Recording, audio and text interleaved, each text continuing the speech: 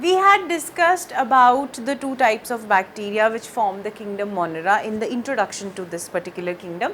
Now, what we are going to study next is that what class of bacteria would be classified into this particular level of classification. Now, so much of class and classification, what you have to learn is that what is there which is what is the characteristic basically which makes the bacteria suitable to be classified under eubacteria or archaebacteria. That also we had discussed, but now we are going to consider it with examples, specific examples that we have.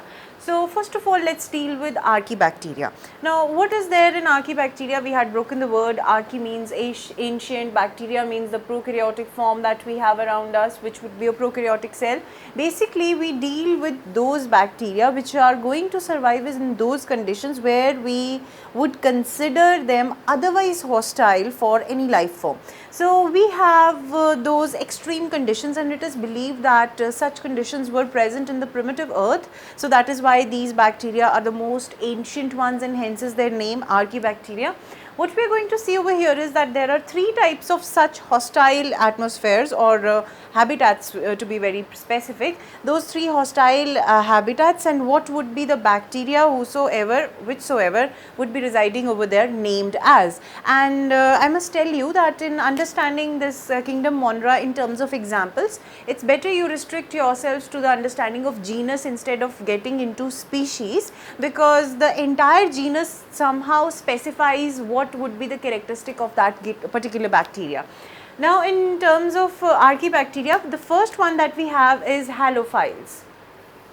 Now, whenever I say halophiles, I am referring to a condition which is extremely salty. Okay, so halophiles refers to extremely salty conditions, and these are the bacteria. The example is Halococcus and Pterogynococcus halophilus. As I told you, you have to restrict yourself to the genus understanding, genus level understanding. So, it is not necessary to remember the specific epithets in totality. What you have to remember is what would be the names of the bacteria, the genus names, and halophiles would survive in extremely salty conditions. Now, why they are considered to be living in hostile conditions? Because normally in salty conditions, highly salty we can say, it is seen and observed that most of the life forms are restricted. So, those bacteria which could survive in those conditions, they would be termed as halophile. The next category is of thermoacidophiles.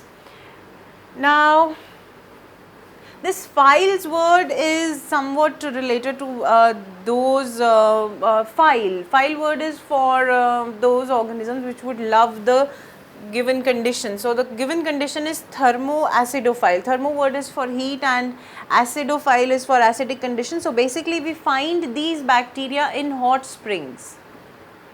Alright. Now, talk about hot springs. There are certain geysers and hot springs which originate from the surface itself. There is hot water which is coming out of the ground, and that hot water, why it is hot, that is again your geographical knowledge, that the core of earth is really hot. Whatever water is close to it, it is almost at boiling point, and it comes out, pressure crevices are created and the water comes out. We don't have to get into that, but what we have to get into is that there is a life form which could survive in those conditions as well, and that life form is the thermoacidophiles, archaebacteria yet again. The example is Pyrococcus. Now, over here this word is very simple. Pyro word is used for heat. So, we have Pyrococcus, we have Thermus aquaticus. Why I have taken the example of Thermus aquaticus? The reason behind it is that this bacteria has been used extensively in biotechnological processes. You would study about it, but just you have to remember this name. And moving on to methanogens. Now, methanogens are those type of bacteria which would be present in marshy areas. Okay, the marshy areas, like you have some sort of you have mangroves, they are marshy areas. Mangroves is not the right example. When we talk about sewage plants, those where the sewage treatment is done, we take into consideration the methanogens. When we talk about single cell proteins, then also we consider few of these bacteria. Now what are these? The name again suggests that they would be present in the conditions where you are going to find methane. Now methane is not useful gas for our survival otherwise for living organisms. If a human being is put in a condition where there is lot of methane, he or she would not survive. We do study in our younger classes that people die in marshy areas, that is due to the presence of methane, and these bacteria, they can survive in those conditions. So basically these bacteria are the pro case of life surviving in the marshy areas, and the example is Methanococcus and Methanogenium. So over here it is very simple. If you can't remember any name, try to remember that everything we are discussing over here is coccus, and they are in the coccoid form. We have Halococcus, halo has been derived from here. We have Pyrococcus, as I told you, it is from the thermal word, heat word, and over here it is yet more simpler, Methanococcus and Methanogenium. Now we are going to move next to eubacteria. As told earlier and repeating, I am repetition of what has been told earlier. I am telling you again that eu means true.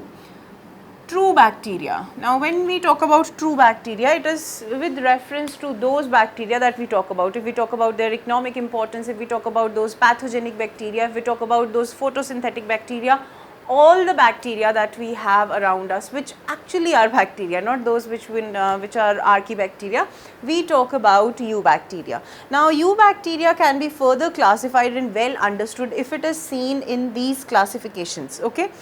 First of all, I am going to come to mycoplasmas before coming over there. What are mycoplasmas? Now very simple thing, mycoplasmas are usually saprophytic and parasitic, two things. Okay. Either they are going to be pathogenic, going to disturb somebody's life cycle, or they are going to depend on saprophytic mode of nutrition. And these mycoplasmas, they do not have cell wall. One thing. Second thing you have to remember is that they can survive without oxygen. That means they are anaerobic.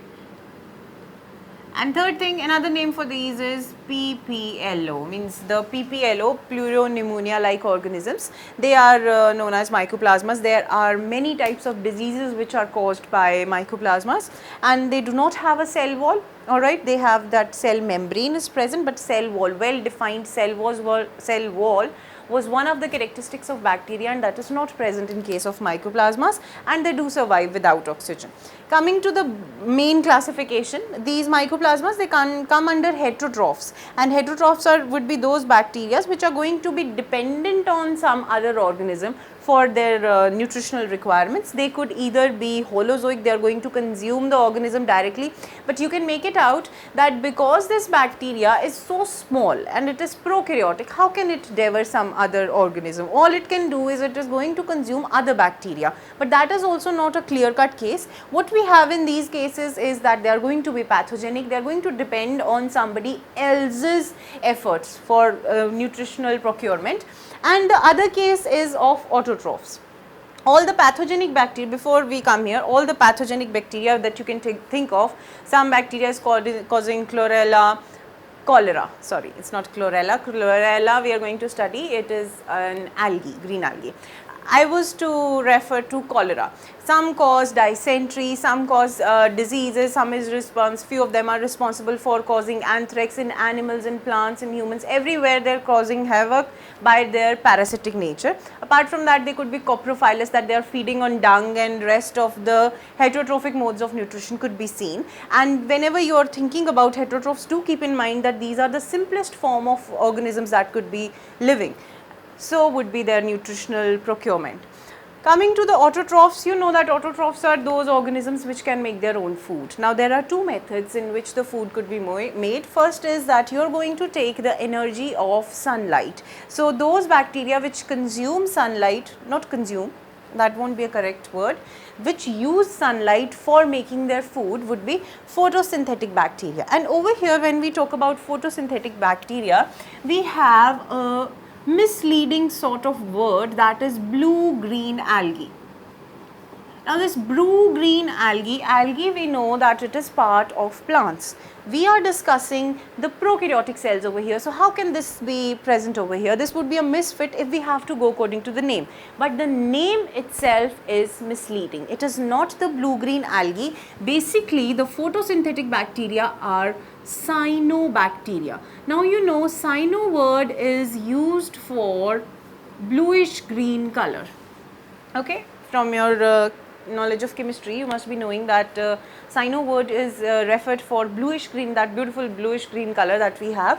So blue green algae is not algae basically, it is cyanobacteria. So you are going to learn it in terms of cyanobacteria, which are photosynthetic in nature. And the example for this that you have to remember is, one is nostoc and other is Anabaena. When we talk about bacteria's economic importance in field of agriculture, we do talk about these two bacteria, cyanobacteria to be very specific. Why? Because they are responsible for nitrogen fixation.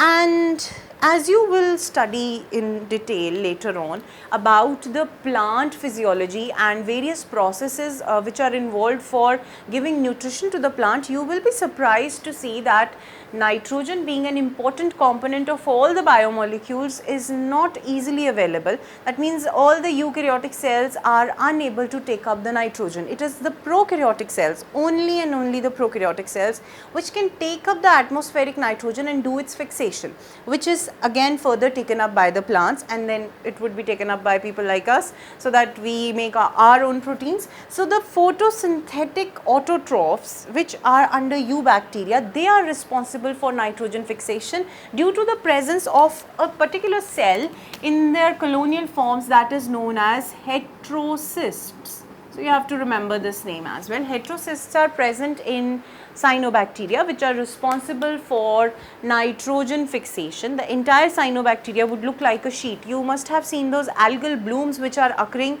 in the ponds. If you have ever seen a water body, deteriorating water body to be very specific, you would see that bluish green, that green layer, not bluish green, the green layer, and that is known as algal bloom. That is not algae, that is the cyanobacteria.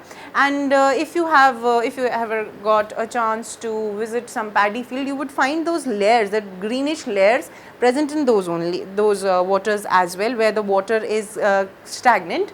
In case of rice fields, that is responsible for nitrogen fixation. That lump of green layer is in the form of filamentous organization, where we have mucilaginous sheath around it, and heterocysts, which are responsible for fixation of nitrogen. Then there is another form of autotrophs which do not use sunlight, but instead they are going to use the chemical energy by breaking or making the bonds. Whatever energy is stored in a chemical bond, they would break it and utilize it for their own nutritional need, and those bacteria are known as chemosynthetic bacteria. You are going to remember the name of sulfobolus as the example of chemosynthetic bacteria. So this is all about the classification of bacteria into archaebacteria and eubacteria. What you have to remember is that while archaebacteria has been classified in terms of the habitat where the bacteria inhabits, this particular classification of eubacteria, that is further classifying the eubacteria, a greater class of prokaryotes, has been made in terms of the nutritional procurement, that is in the terms of how they take the nutrition. So this is all about